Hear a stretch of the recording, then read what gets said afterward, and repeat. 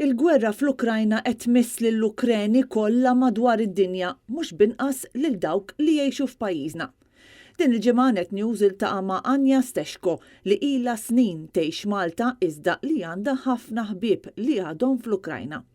Għalkemm ilha li telqet minn art twelida, Anja tħoss sens kbir ta' Kburija bil-poplu tagħha u bil-President Zelensky.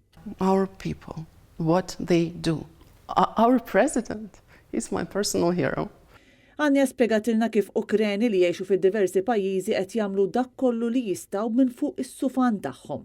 So for forces, literally, it's our life now from the first day. That's the only thing that a lot of people from abroad who lives in Europe or around the world, what we can do. We trace in the information, track in the situations, and we just transfer the information from one person to another to organize some help, to inform about the danger, to stop of doing some mistake, for example, like people who are trying to flee right now.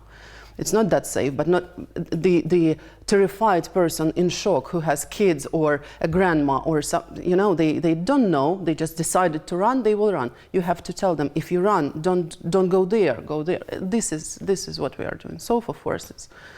L-aggressjoni ta' Vladimir Putin fuq l-Ukrajna fissret li irġiel u ġuventur kellhom jidħlu fl-armata biex jiġġieldu għal-artom u għall-libertà.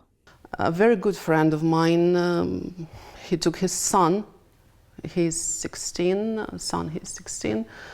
Roman is about 45. He took his son and they went for war together.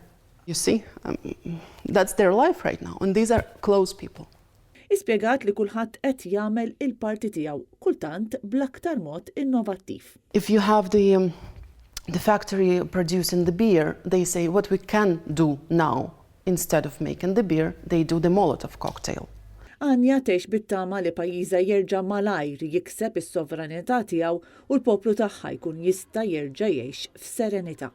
Whatever we see right now, whatever is ruined, whatever is bombed or broken, we will rebuild it. We will forget, we will heal, we will be fine. But as a nation, this is such a new era.